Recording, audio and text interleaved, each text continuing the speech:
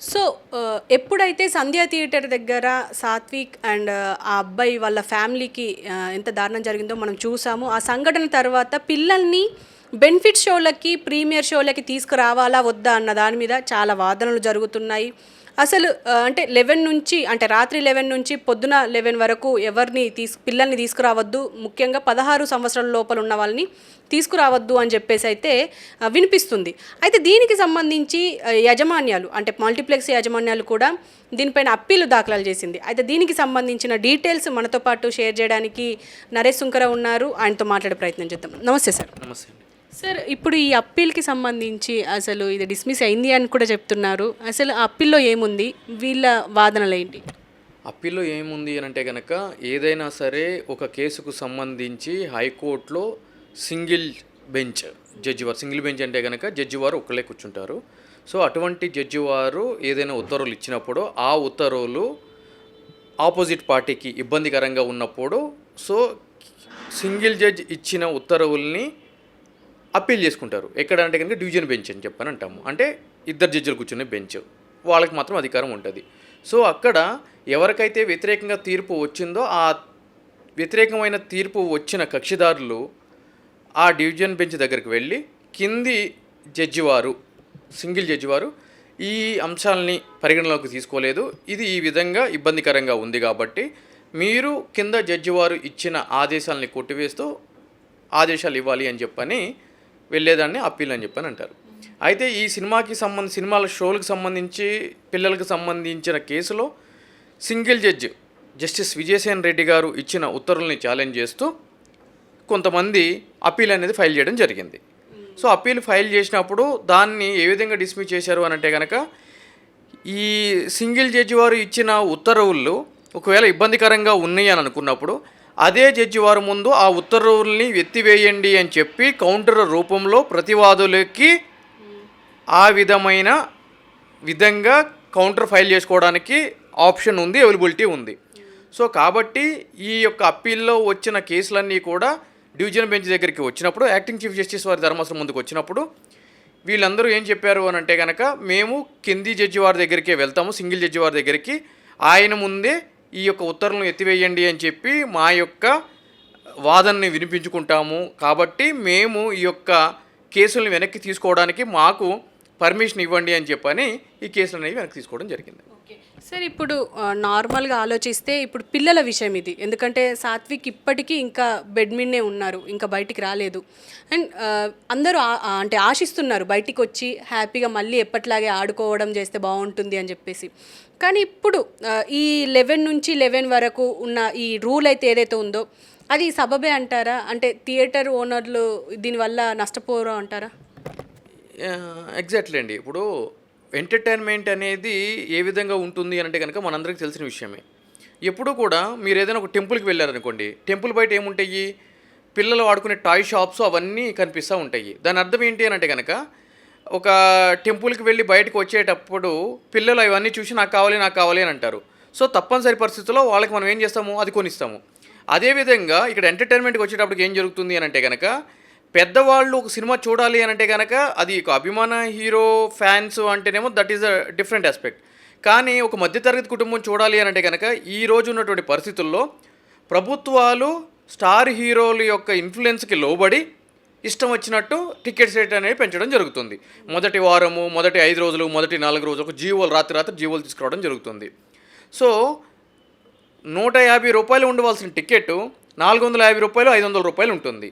ఒక కుటుంబం అని అంటే కనుక 4 సభ్యుల కింద మనం పరిగణిస్తే 4 కుటుంబ సభ్యులు సినిమా చూడాలి అని అంటే కనుక మొదటి రోజు కానీ మొదటి వారంలో కానీ ఎంత అవుతుంది, దగ్గర 2000 రూపాయలు ఓన్లీ టికెట్స్కి అవుతుంది. అక్కడికి వెళ్ళిన తర్వాత మళ్ళీ దోపిడీ ఏముంటుంది, 20 రూపాయలు వాటర్ బాటిల్ 120 రూపాయలు, 50 రూపాయలు పాప్కార్న్ 250 రూపాయలు. సో మళ్ళీ ఈ దోపిడీ జరుగుతుంది. వెళ్ళిన తర్వాత పిల్లలు ఉండరు కదా. సో దానికి సంబంధించి ఏం జరుగుతుంది అని అంటే కనుక అదేవిధంగా పిల్లల యొక్క మానసిక స్థితి ఏ విధంగా ఉండాలి ఏంటి అని చెప్పి క్లియర్గా మనకి అంటే చట్టంలో పొందుపర్చి ఉంది కాబట్టి, అదేవిధంగా ఏపీ సినిమా రెగ్యులేషన్స్ రూల్స్ 1970లో కూడా రూల్ 12లో కూడా క్లియర్గా ఈ 16 ఇయర్స్ లోపు పిల్లలు సినిమా చూసే సమయం ఏ విధంగా ఉండాలని చెప్పి దాంట్లో నిర్వచనం అనేది ఇవ్వడం జరిగింది. సో దానికి సంబంధించే జడ్జి వారు ఈ పుష్ప 2 సినిమాకి సంబంధించి టికెట్ల రేట్లు పెంచి సాక్షాత్తు అసెంబ్లీలో రేవంత్ రెడ్డి గారు తెలంగాణలో బెనిఫిట్ షోలు ఉండవు అని చెప్పిన తర్వాత మళ్ళీ బెనిఫిట్ షోలు అనేది పర్మిషన్ ఇవ్వడం జరిగింది స్పెషల్ షోస్కి. అదేవిధంగా టికెట్ల రేట్లు కూడా అనుమతి ఇవ్వడం జరిగింది. సో దానికి సంబంధించి కొంతమంది హైకోర్టులో ఛాలెంజ్ చేయడం జరిగింది, ఇది నిబంధనలకు విరుద్ధంగా ఉంది, రూల్స్కి వ్యతిరేకంగా ఉంది అని చెప్పి. సో అందులో భాగంగానే విచారణ చేసే క్రమంలో జడ్జి వారు వాదోపవాదనలు విన్న తర్వాత 11 AM కంటే ముందు 11 PM కంటే తర్వాత 16 years బిలో పిల్లల్ని అనుమతించొద్దు అని చెప్పి కూడా చెప్పడం జరిగింది.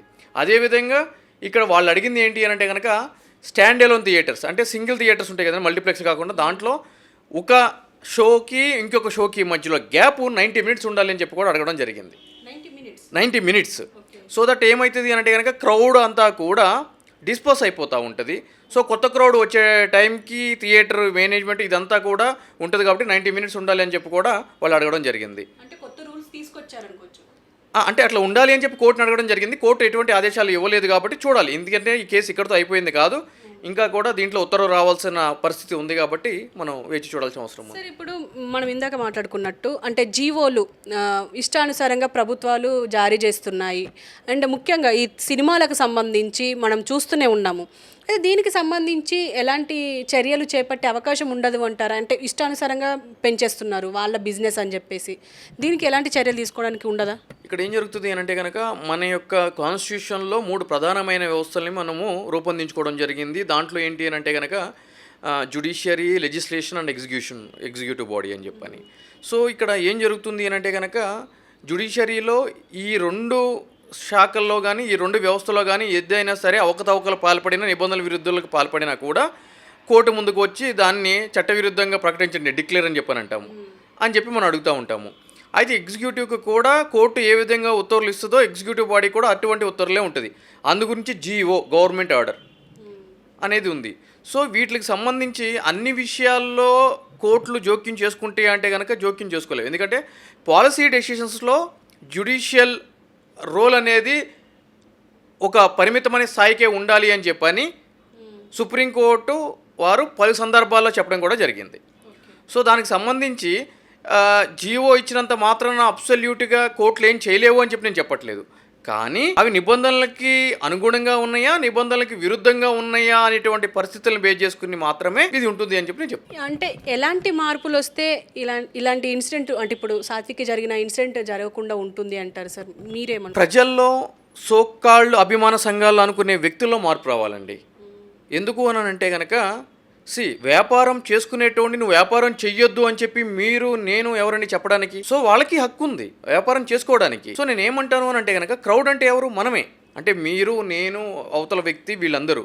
సో సినిమాని మొదటి వారంలోనే చూడాల్సిన ఆవశ్యకత ఏముంది? దాని తర్వాత కూడా చూడొచ్చు కదా. అండ్ వన్ మోర్ థింగ్ ఏంటంటే మీరు అంటున్నారు పుష్ప 2 సినిమా ఫంక్షన్ అప్పుడు అక్కడ జరిగిన తొక్కిసలాట్లో కానీ దాంట్లో చనిపోయిన వ్యక్తి గురించి కానీ ఇప్పుడు బెడ్ మీద ఉన్న బాబు గురించి కానీ.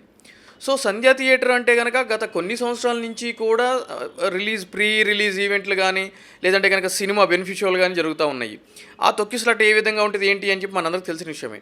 అటువంటి పరిస్థితుల్లో ఒక ఫ్యామిలీ అక్కడికి వెళ్ళి అంతంత ఖర్చు పెట్టి టికెట్లు కొని చూడాల్సిన ఆవశ్యకత ఏముంది? అవసరం ఏముంది? ఒక సినిమాని చూసి ఒక రివ్యూ ఇవ్వాల్సిన జర్నలిస్ట్ బాధ్యతలో ఉన్న మీరు వెళ్ళలేదు, నేను వెళ్ళలేదు. సో ఒక మధ్యతరగతి కుటుంబం వెళ్ళాల్సిన అవసరం ఏముంది? సో ప్రజల్లో మార్పు రావాలండి. అంటే ప్రతిదీ కూడా ప్రభుత్వాల దగ్గర నుంచి రావాలి, కోర్టుల దగ్గర నుంచి రావాలి అని అంటే కనుక అది అంత కరెక్ట్ కాదు అనే విషయం అనమాట. సో ప్రజల్లో మార్పు ఎప్పుడైతే కనుక వస్తుందో అప్పుడు వీటిలన్నిటికీ నియంత్రణ ఆటోమేటిక్గా జరుగుతూ ఉంటుందండి. ఈ ప్రీమియర్ షోలకు సంబంధించి అంటే ప్రీమియర్ షోలు కానీ బెనిఫిట్ షోలు కానీ నిజంగా అవసరం అని అంటారా? అంటే 4 షోలు సరిపోవంటారా? అవసరమే. ఎందుకు అనంటే ఒక స్టార్ హీరో ఉన్నప్పుడు వాళ్ళకు అభిమాన సంఘాలు, అదేవిధంగా సినిమా బడ్జెట్. ఈరోజు అంతకుముందు సినిమా ఒక 5 కోట్లు 10 కోట్లు అంటే అమ్మో అనుకునేవాళ్ళు. ఈరోజు 500 కోట్లు 1000 కోట్లు అని చెప్పి చెప్తున్నారు.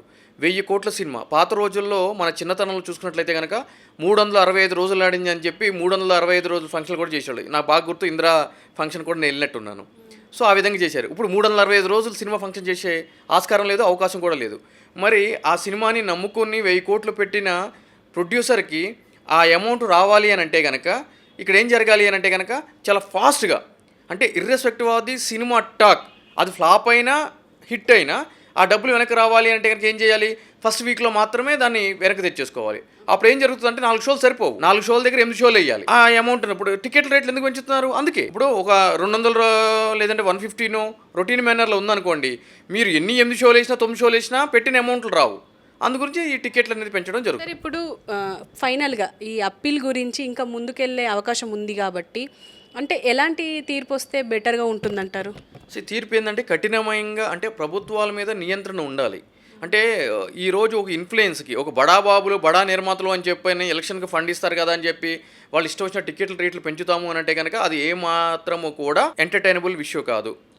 సో కాబట్టి తప్పనిసరిగా ప్రభుత్వానికి ఒక నిర్దిష్టమైన తీర్పు అనేది రావాలి. ఎటువంటి నిర్దిష్టమైన తీర్పు అని అంటే కనుక స్టార్ హీరో అనే పేరుతోటి ఆ వంకతోటి సినిమా టికెట్లని ఇష్టానుసారంగా పెంచడము, అదేవిధంగా సమయానుకూలం. ఈరోజు రాత్రి 12 దాటింది అని అంటే కనుక షాప్స్ ఏదన్నా ఉంటే పోలీసు వాళ్ళు వచ్చి క్లోజ్ చేపిస్తారు. అటువంటిది ఒక స్టార్ హీరో సినిమా రిలీజ్ అవుతుంది అని అంటే కనుక అర్ధరాత్రి 1:30కి షో అంట, మార్నింగ్ 3:30కి షో అంట, ఎర్లీ మార్నింగ్ 4:30కి షో అంట. ఏంటి షోస్? సో కాబట్టి వీటికి నియంత్రణ ఉండాలి. ఈ బెనిఫిట్ షో అనే ఏదైతే కనుక కాన్సెప్ట్ ఉందో వాటిని పూర్తి స్థాయిలో రద్దు చేయాలని చెప్పి నేను కోరుకుంటున్నాను. Okay sir, thank you very much. So చూశారు కదా మొత్తానికి, అంటే ఇప్పుడు థియేటర్లలోకి పిల్లల్ని అనుమతించాలా వద్దా అంటే మాత్రం ఖచ్చితంగా అంటే ఇది సరైనదే అని చెప్పేసి కూడా మాట్లాడుతున్నారు నరేష్ శంకర్ గారు. అండ్ ఇంకో పక్క కూడా చాలా మంచి అప్లాజ్ వస్తుంది, ఎందుకంటే ఇలాంటి సమయంలో అంటే పెద్ద పెద్ద హీరోల సినిమాలు రిలీజ్లో ఉన్నప్పుడు చిన్న పిల్లల్ని తీసుకెళ్లడం